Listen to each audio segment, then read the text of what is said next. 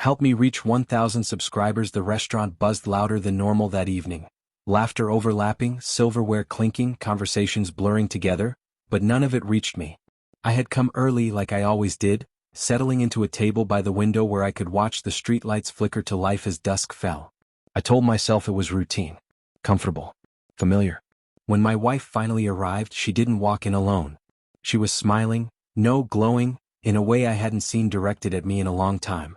Her body leaned slightly toward the man beside her, her fingers brushing her hair back as she laughed at something he whispered. They were so absorbed in each other that they didn't notice me standing there. Or maybe they did and I simply didn't register as important. I stayed frozen, watching them bend closer to hear each other over the noise. There was nothing overt, nothing I could point to and accuse, but the ease between them landed like a blow to my chest. That smile. It used to be mine, back before late nights turned into silence, before, "I'm just tired," became her default explanation. She finally saw me. For a brief moment, her smile faltered, just enough to notice, before it returned, smaller and more restrained. She waved me over as if everything were normal. "This is Daniel," she said when I reached the table. "From work." He stood and offered his hand. His grip was solid, his confidence unmistakable. "Nice to finally meet you," he said like my name had come up before. I sat down, though my appetite vanished instantly. Their conversation picked up without effort, shared projects, inside jokes, mutual complaints about their boss.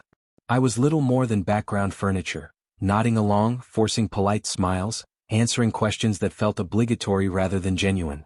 Every time she laughed at him, something inside me splintered further. I muttered an excuse about the restroom and stood, but instead of turning down the hall, I headed straight for the exit. Each step felt both heavy and liberating. I told myself this was the moment I stopped pretending, stopped fighting for space in my own marriage. My hand reached for the door. "Wait." Her voice sliced through the noise, sharp and panicked. I turned to see her standing at the edge of the dining area, color drained from her face, eyes wide. Daniel hovered behind her, clearly unsure what was happening. "Please," she said quietly as she approached. "Don't leave like this." I let out a hollow laugh. "Like what?" I asked. "Like I'm invisible?" She shook her head quickly. "That's not what this is. I should have told you sooner. I messed up." I crossed my arms, bracing myself.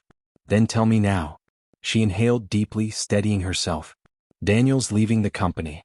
Tonight was a goodbye dinner. He's been mentoring me for months, helping me prepare for the promotion. I didn't want to say anything until it was official. I wanted to surprise you." Her voice wavered.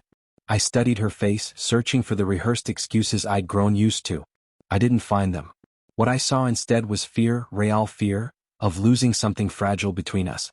"I know I've been distant," she continued, tears forming.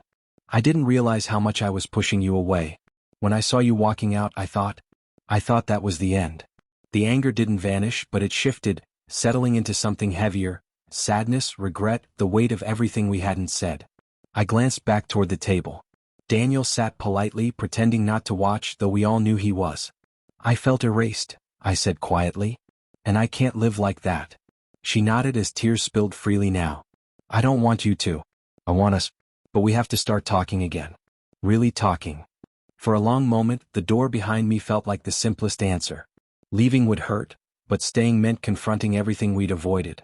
I looked at her, at the woman I once promised forever to, and understood that forever wasn't one grand decision. It was moments like this, when you choose whether to fight or walk away. I released the door handle. "Finish your dinner," I said softly. "Then we go home. And we talk." Relief washed over her face as she nodded. We walked back to the table together, side by side. Nothing was fixed. Nothing was guaranteed.